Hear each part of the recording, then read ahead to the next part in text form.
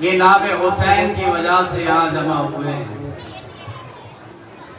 یہ سامنے جو علم آپ دیکھ رہے ہیں، یہ ذوالجلال جو شبیہ ہے اس سواری کی جسے دلدل کے نام سے یاد کیا جاتا ہے، کہ جس پر روز عاشوراء فرزند بطول فرزند رسول سوار ہو کر میدان کربلا تک گئے تھے۔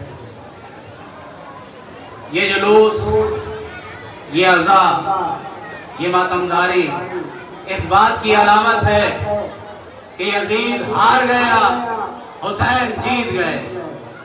غم حسین ہر ایک شہر ہر دیار گیا، جانا قافلہ پہنچا وہاں غبار گیا۔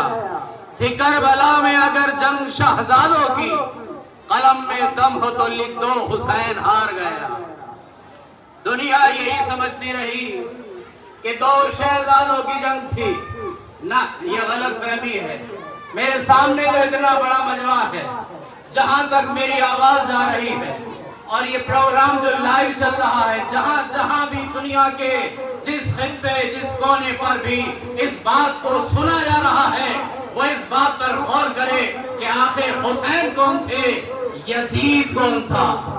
جب تک یزید کو نہیں سمجھو گے حسین کی شخصیت سمجھ میں نہیں آ سکتی۔ جب تم یزید کو سمجھ لو گے کہ یزید کون تھا تو خود بخود حسین کی شخصیت ابھر کے سامنے آ جائے گی۔ ہوتا یہی ہے، یزید ظالم تھا، یزید جابر تھا، یزید شرابی تھا، یزید جواری تھا، یزید انسانیت کا دشمن تھا، یزید مانوتا کا دشمن تھا، یزید لا الہ الا اللہ کا دشمن تھا، یزید محمد رسول اللہ کو ختم کرنا چاہتا تھا، یزید وحی کا منکر تھا، یزید قرآن کا منکر تھا۔ یہ نہ سمجھیے کہ یزید کو فقط آل محمد سے دشمنی تھی۔ دنیا یہ نہ سمجھے کہ یزید حسین کے خون کا پیاسا تھا۔ دنیا یہ نہ جانے کہ یزید صرف حسین کے خون کا پیاسا تھا، وہ آل محمدی سے دشمنی رکھتا تھا۔ نہیں، یزید صرف آل رسول کا دشمن نہیں تھا، یزید فقط حسین کا دشمن نہیں تھا، یزید فقط حسن کا دشمن نہیں تھا، یزید فقط علی کا دشمن نہیں تھا، اسے فقط علی ولی اللہ سے کوئی دشمنی نہیں تھی۔ جانتے ہیں آپ، آج بھی تاریخ کے اوراق میں یزید کے وہ اشعار لکھے ہوئے ہیں کہ جس میں یزید نے کہا تھا ما جا نبی ولا وحی نزل، نہ کوئی نبی آیا، نہ کوئی وحی نازل ہوئی، نہ کوئی فرشتہ اترا، نہ کوئی قرآن کی آیت نازل ہوئی۔ یہ ڈھونگ تھا بنو ہاشم کا کہ جنہوں نے اقتدار و حکومت کو حاصل کرنے کے لیے رچا تھا۔ اب آپ مجھے یہ بتائیں دنیا، میں آپ سے فیصلہ سننا چاہتا ہوں، ما جاء نبیون، کوئی نبی نہیں آیا۔ کس نے کہا؟ یزید نے کہا۔ آپ مجھے بتائیے، نبی نہیں آیا، یہ کس کی مخالفت ہے؟ کیا حسین کی مخالفت ہے؟ کیا حسن کی مخالفت ہے؟ کیا علی کی مخالفت ہے؟ یا آل رسول کی مخالفت ہے؟ یا آل محمد کی مخالفت ہے؟ ساری دنیا کہے گی یزید نے رسالت کا انکار کیا تھا، یزید نے قرآن کا انکار کیا تھا، یزید اسلام مٹانا چاہتا تھا، یزید وحی کا منکر تھا، یزید لا الہ الا اللہ کو مٹانا چاہتا تھا۔ حسین کھڑے ہوئے، اور کھڑے ہونے کے بعد اپنے ساتھیوں کے ساتھ سر کٹا دیا، اسلام بچا دیا۔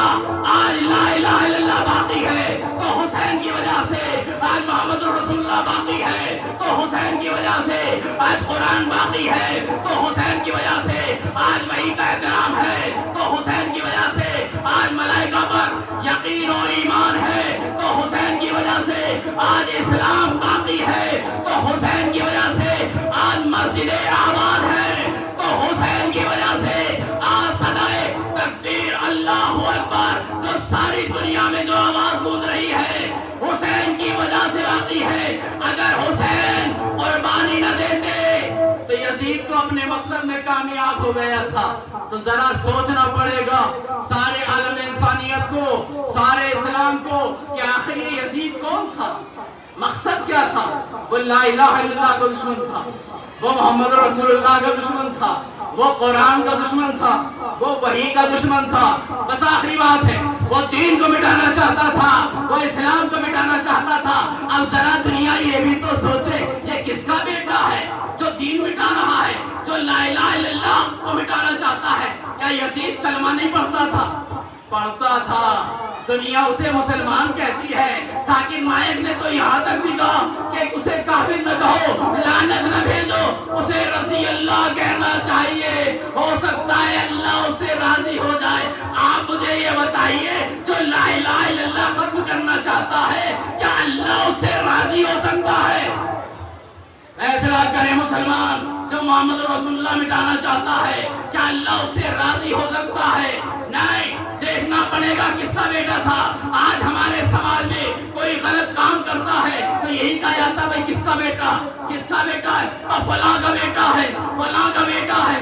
آج پورے رجیٹی کو برباد کر کے رکھ دیا ہے، بدنام کر کے رکھ دیا ہے. فلاں کا بیٹا ہے، چوری کرتا ہے، شراب پیتا ہے، الٹے کام کرتا ہے، غلط حرکتیں کرتا ہے. کس کی تربیت ہے؟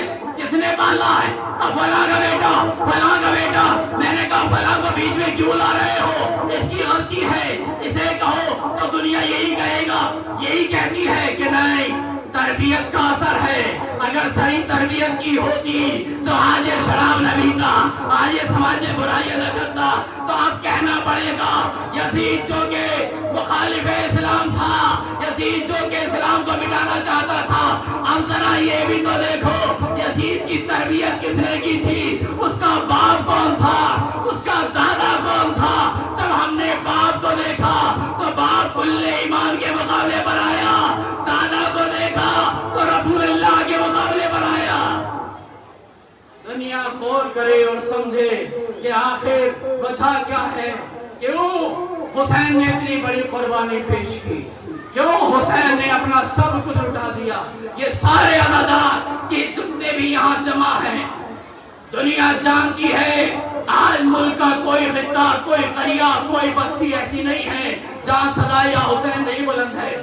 آپ کے دہلی میں 58 مقام پر ویسے ہی مجلس عزا ہو رہی ہے جیسے آپ کے رجیٹی میں ہوتی ہے. صرف ایک جگہ دہلی میں. ساری میرے سوشل میڈیا کا زمانہ ہے، میرے کتنے دوست ہندوستان کے ایسے ہیں کہ جو دوسرے ملک میں اشرا پڑھنے کے لیے گئے ہیں، ذکر حسین کرنے کے لیے گئے ہیں. وہاں کی زبان اردو نہیں ہے، وہاں کی زبان ہندی نہیں ہے. دنیا کی کوئی جگہ ایسی نہیں ہے جہاں پر حسین کا تذکرہ نہ کیا جائے. حسین کی شخصیت ایسی ہے کہ مہاتما گاندھی نے کہا تھا اگر اسلام کو بچایا، اگر ہندوستان کو بچایا جا سکتا ہے تو حسین کے راستے پر چلتے ہوئے، جیسے حسین نے سچ کا راستہ، اہنسا کا راستہ اختیار کیا، ویسے ہی ہمیں ہندوستان کی آزادی کے لیے سچ اور اہنسا کے راستے کو اختیار کر کے اس پر چلنا ہوگا. آخر میں یہ کہتے ہوئے میں اپنی بات ختم کر رہا ہوں. کل کچھ شخصیتیں تھیں جو ہمارے اس قوم کی رونق ہوا کرتی تھی. یہ سال گزشتہ جو گزرا ہے، ہم نے اس میں گوہر نایاب کو کھویا ہے. ایسی ایسی شخصیتیں جو خادم الملت، محسن قوم اور دیگر شخصیات. آپ یہ سامنے فوٹو دیکھ رہے ہیں، یہ بھی ہمارے شیعہ نگر رجیٹی کی شان تھی. وہ درد تھا آواز میں کہ لوگ سننے کے لیے جمع ہو جاتے تھے. میں گزارش کروں گا آپ سبھی حضرات سے کہ ایک مرتبہ سورہ الحمد اور 3 مرتبہ سورہ اخلاص پڑھ کر ان مرحومین کے لیے کہ جو کل تک ہمارے درمیان تھے اور آج ہمارے درمیان میں نہیں ہیں، ان کی روح کو ایصال فرما دیں. اس سے پہلے بس ایک جملہ سن لیں.